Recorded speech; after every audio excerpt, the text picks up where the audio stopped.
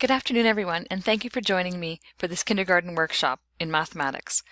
Over the next little while, you'll have a chance to revisit the kindergarten curriculum expectations relating to number concepts and have a chance to explore the related learning trajectories using the research of Douglas Clements. This morning, you gained an understanding of the Focusing on Fundamentals document and explored some EQAO questions and thought about how our students responded. This afternoon, you'll be introduced to some interesting research by a leading voice in early years mathematics. The other teachers in the board are going to be looking at Alex Lawson's Continua of Development, which begins in grade 1. Douglas Clements' work is more foundational in nature, focusing on the developmental aspect of each skill from infancy through to grade 3. This afternoon, we'll be taking a look at his trajectories for 4- and 5-year-olds relating to number concepts. We know that the best way to close a learning gap is for one not to develop at all. The trajectories will help you understand where each of your students are based on your observations. Once you're able to notice the skill, you can name it and nudge it forward with more learning opportunities. When thinking about how children develop and learn over time, it's important to consider the objectives that we need to set and where to start. Knowing where to go next and how to get there is the tricky part. An introductory activity to the afternoon will be to view a video by Douglas Clements as he explains his research. His simple approach to math development is based on 3 parts. There's a specific math goal and a path along which the children develop to reach that goal. And the third part is a set of instructional strategies that help children move along the path in predictable ways based on an age range.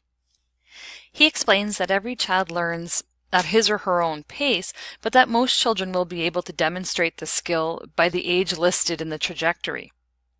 You may find that in your own classroom, children are reaching targets while approaching the recommended age range, while others have surpassed the range, and others are not yet able to display the skill. As you go through the slides, take time to pause and really think about your own students and their own achievements so far in this school year. Much like the trajectories, many students will be able to demonstrate the skill outlined in the program expectations earlier than others, but it's important to keep these expectations and the program document in mind as you plan learning experiences and observe your students. Once you've had a chance to work through the learning trajectories slides, you'll be invited to minimize the eHub course and open a new window to access the website at www.learningtrajectories.org.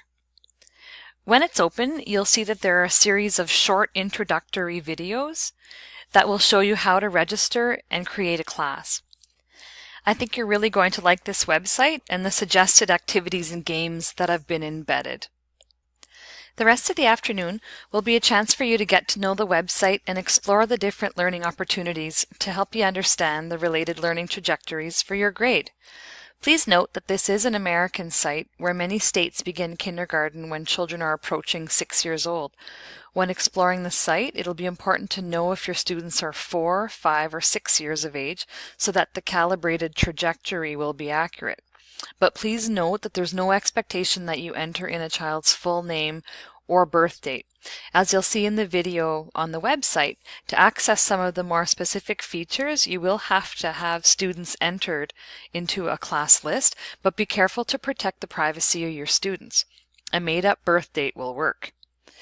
The exploration of this site is for your own professional learning.